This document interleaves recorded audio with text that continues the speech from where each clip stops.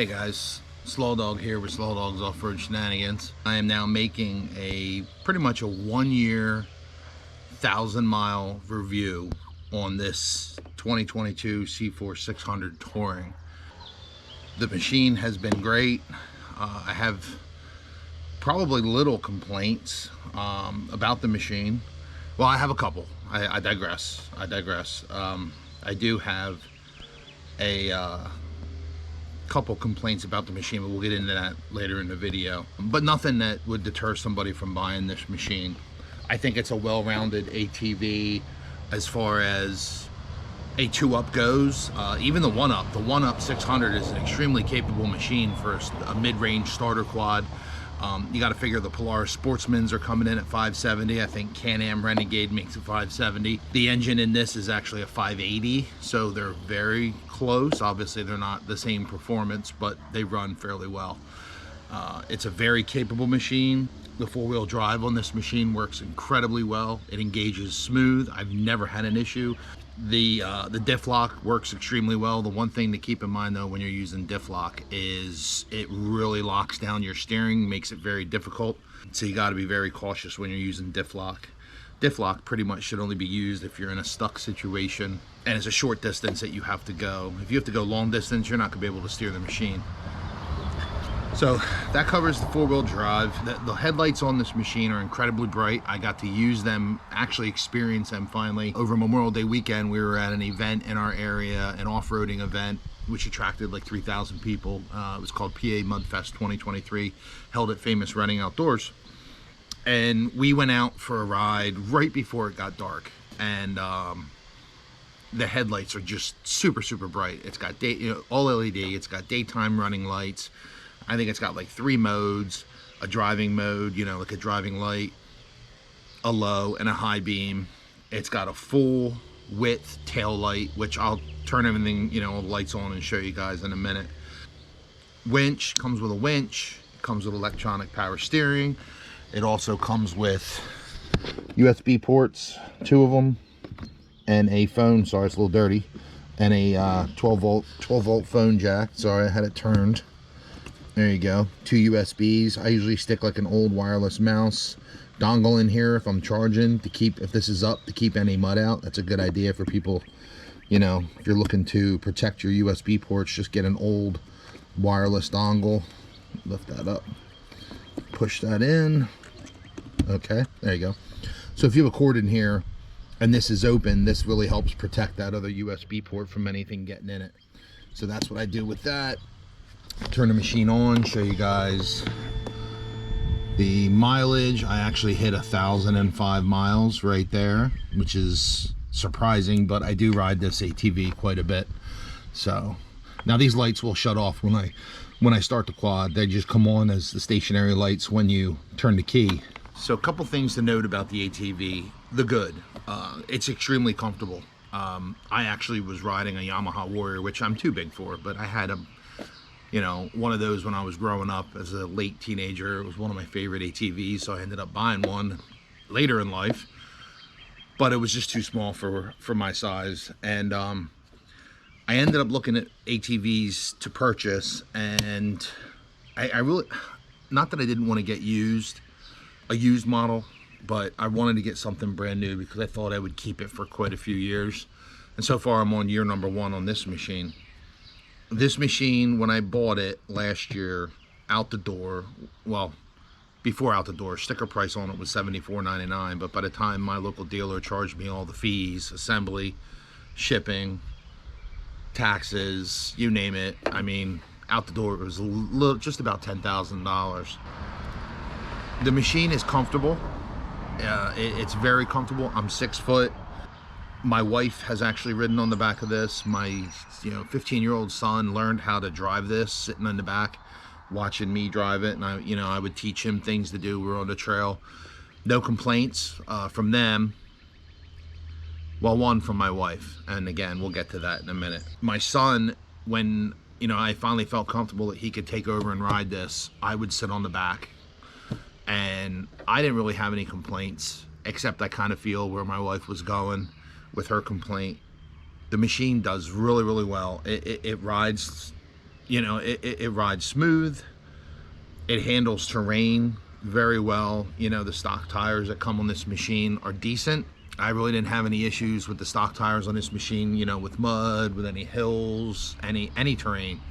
But as people do own these machines, they usually upgrade them, they modify them. I ended up actually changing my wheels. I got a new set of wheels because I just don't like, I hate to say it, the 500 model, the 800 model, and even the 1000 have pretty decent looking rims.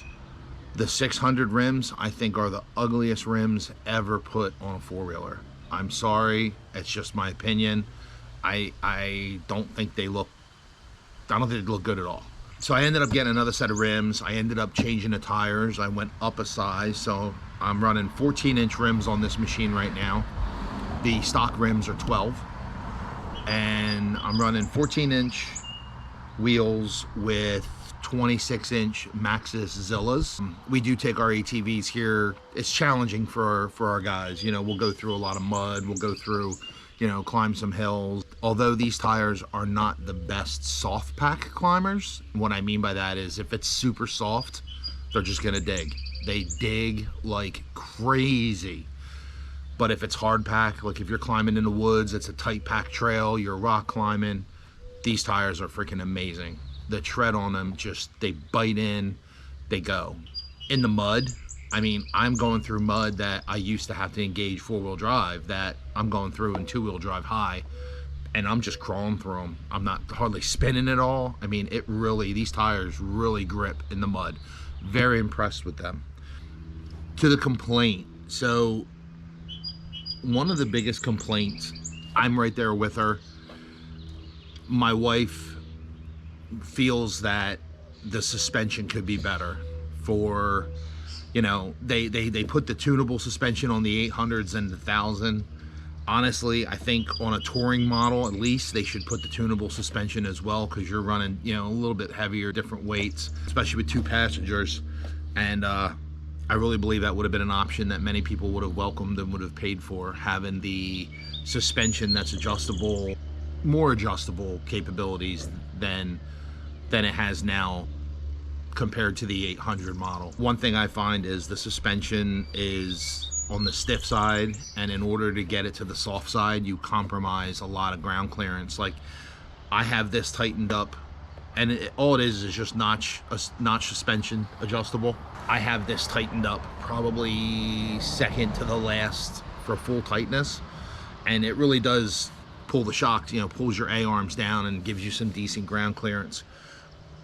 At one time I had it fully soft and I was bottoming out a lot, especially if I had somebody on the back. It's just too soft. I don't know if it's just, you know, not springing right, but, you know, having a better set of shocks on this, and I might even consider upgrading these shocks to Elka's Hester editions.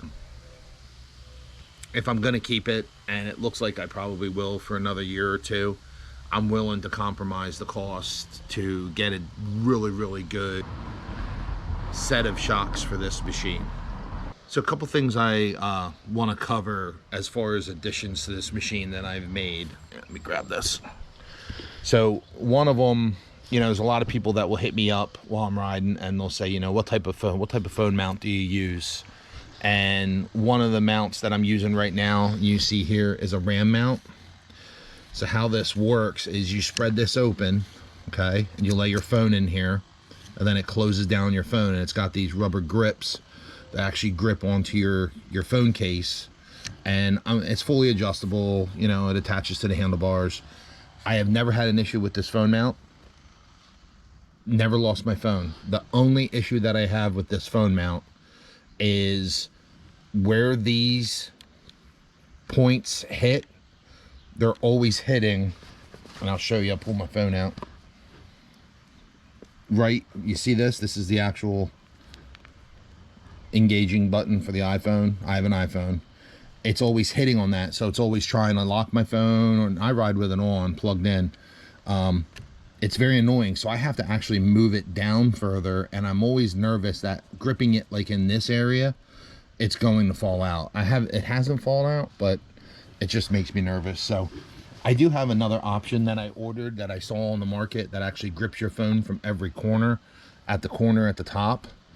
So once I get that, I'll show you guys that after I test it and see how it does. Looks like a game changer for these hitting that actual button. As you see here, I did add a Rotopax gas can to my ATV. I don't know if many people out there saw that I ended up hitting nobody. Oh, I'd like to say nobody's fault, but I ended up hitting a tree stump on a ride and didn't see it. It was hidden underneath some leaves. It was probably about 8 inches tall. At the time, I had my suspension running a little bit softer, so my quad was sitting a little bit lower. And what happened was when the tree stump couldn't have hit in the most perfect spot, it actually hit right here, right in here at the weld of my A-arm. Luckily, it missed my axle by probably centimeters. Sheared the welds off of both A-arms, went all the way back, and then stopped at my foot peg. Stopped at my foot peg at the rear. Threw me over the handlebars. You know, luckily I wasn't injured. My ego was, but I wasn't injured. But one other thing that I ended up having to do is I ended up having to replace my winch from that tree stump incident, because by the time we were done winching everything up and you know, riding back through the mud, we were pretty much towing it by the winch cable, and it was strapped up on my buddy's Grizzly's rear rack. He was kind of towing it like a tow truck would tow a car on the street. It just, it killed the winch, and I ended up replacing the winch, but I ended up going with a model with a synthetic rope, and I like that it has this protector sleeve here. I'm able to tighten this up and it doesn't hit the four-wheeler. Now, obviously this is from branches and sticks and stuff, but that's gonna happen. One other upgrade, actually there's two more. Well, not necessarily an upgrade, but one other thing that I did is I ended up adding these rival, you know, bottom A-arm plates for protection. They're in the rear, and they're also in the front. Hitchhiker. They're in the front. I don't think they're gonna save me from a tree stump, but I mean, they'll give me some protection, I'm sure. Haven't had any issues. And the ground clearance on this thing, if you look, now the shocks are, like I said, about second, if you see in here, about maybe second to fully tight. And with these 26-inch Maxxis Zillas, I mean, look at the ground clearance that I'm getting. I'm gonna have to throw a tape measure on there.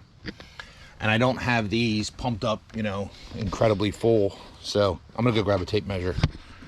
All right, I'm back. So right now, let's see if there's a fair way to do this.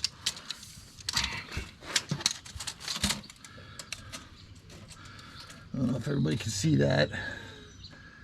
The front is running at about 11 and a half.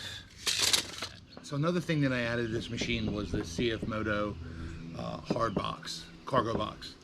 It was the best investment I ever made. I did try the cargo bag with the cargo rack.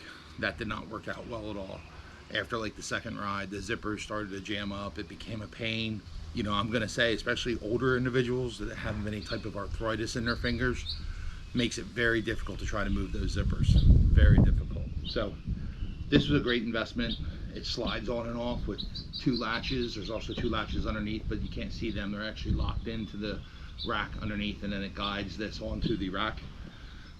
I can store a lot of stuff in this.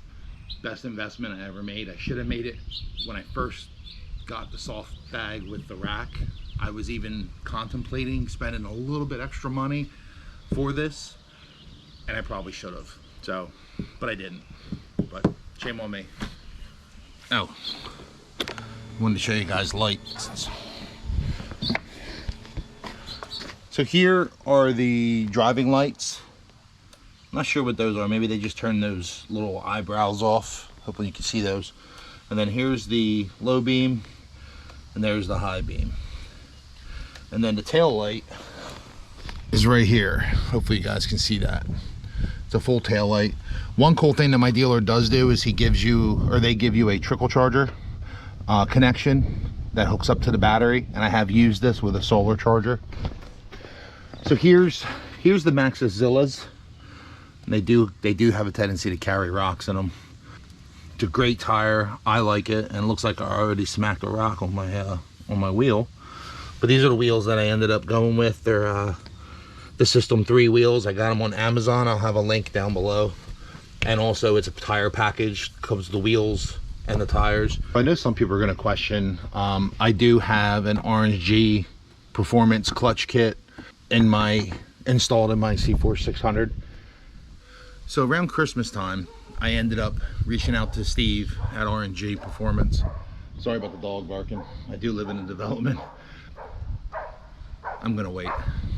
I did reach out to Steve around Christmas leading into 2023 to find out what kit he recommended for the type of riding that I do. And he put one together for me and sent it out to me. Now at the time it had that SMR1 Helix, and we all know even the stock Helix, all the Helixes at the time were having issues with binding. I don't care. It doesn't deter me one bit. What keeps me coming back is that Steve actually helped me out, got me another kit. He got me the SMR3, which is a bigger, more clearanced Helix. Also got me a new spring and some new primary weights. And I absolutely love it. It's been phenomenal. No issues. The takeoff, out of the hole has been phenomenal. I haven't gotten up to full speed yet because we haven't ridden anywhere lately, or since I put the new kit in, where I'm able to get this thing completely full throttled out and up to speed. But I know that I was able to get up to about 54 miles an hour with the SMR1, and that's running my stock secondary spring, and I'm still running my stock secondary spring on this machine. So that was on the SMR1. I was able to get up to about 54 miles an hour. Now the kit that I have in this right now might not get there, but it could, because it is running a 26-inch tire, so that does give you a little bit of distance there. The kit I have in this now is geared for more grunt and mid-range. Steve did say I will get some top end, but it's probably not going to be, nothing astronomical, which, how often do I actually run this thing top end? I don't. So we can't ride on the roads legally here in Pennsylvania, so I'm not doing 55, 60 miles an hour. So, I'm not going to be doing that. So back to the complaint of my wife complaining about the suspension being, somewhat bouncy, somewhat stiff. I'll say that when we ride, we usually ride for about 4 hours. When we go out, we live about an hour and a half away from where we ride. Some places are an hour and 45 minutes, So when we go, we usually ride a good half a day, and we'll eat lunch on the trail and we'll hang out, and then we'll finish up our ride. She has said to me that the following day she is so beat up, it's sickening. And I'm not sure if it's just maybe from bouncing or the way she's holding on.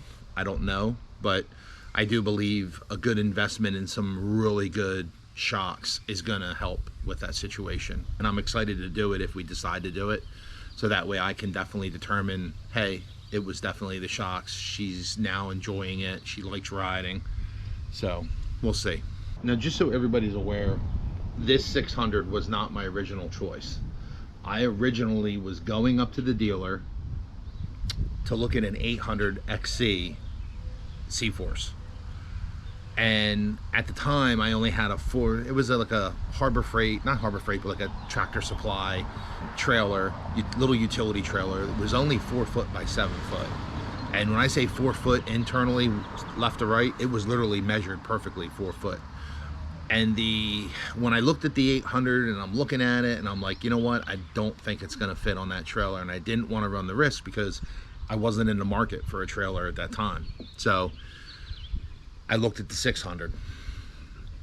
Do I regret it? I don't. The 600 is a really good machine. It really is. But now I'm kind of craving the 800. And the only reason why I'm craving the 800 is having a passenger on this, 2 full-size adults, And when you run with the Grizzly 660s, the Can-Ams, you know, this will run. I mean, don't get me wrong, this machine's very capable, especially if you clutch kit it and you know where you're riding and you know how to ride it. But I think it could have more. I really do. I think the 600 lacks a little bit out of the gate. I think it could have more oomph. One thing I'm going to lay down, and I'm not trying to sound on CF Moto at all. Like I said, I think they make great machines. Yamaha's, their clutching is phenomenal. I don't know what they do, how they do it, but Yamaha's lay it down like Johnny on the spot, and they just roll. I've ridden, you know, Kodiak, I've ridden Wolverines, I've climbed hills on those machines in high gear, and I couldn't believe how hard those machines were pulling from go. And even, you know, under the grunt of the hill, the incline, they were still giving, man. I'm telling you. So I will give it to them. And I'm not saying you can't achieve that with a CForce or CF Moto, because I know that with clutching, yes, you can. You probably can. But, you know, I'm not going to reclock this machine to, like, you know, B2 and have a machine that only does 40 miles an hour. That's just not me. I want to be able to have the whole mid, low, and high range and try to have some fun with it. So maybe I'm being too demanding, I don't know. And you can comment in the comments below and let me know what you think. But this machine has served me well. People knock on it, you know, people have knocked on it, didn't get to see it run, and then they're like, oh wow, it's capable. This machine is really capable. And when they see the options that you get with it, for, you know, what I paid for this, $74.99 for a brand new ATV with a stellar warranty. You know, you get the four-wheel drive, you get the diff lock, you get the power steering, the handle guards, you know, the brush guards, you get front and rear rack. I believe this machine is capable of towing close to 1,000 pounds. I have towed my trailer, my large trailer, with my tractor on it, and I think my trailer itself weighs like 700 pounds, plus my tractor is probably 300-400, and it pulled it perfectly fine. I've pulled ATVs out of the woods with this. As a matter of fact, I had a Polaris Scrambler 500 that I was riding with my son one day, and he was riding this, and I was riding the Scrambler, and it died about a half mile from the trailhead. And my son, being 15 years old, never towed anything in his life. We strapped that four-wheeler up with me on it, you know, him pulling me in neutral, and he pulled it great with this. No issues whatsoever.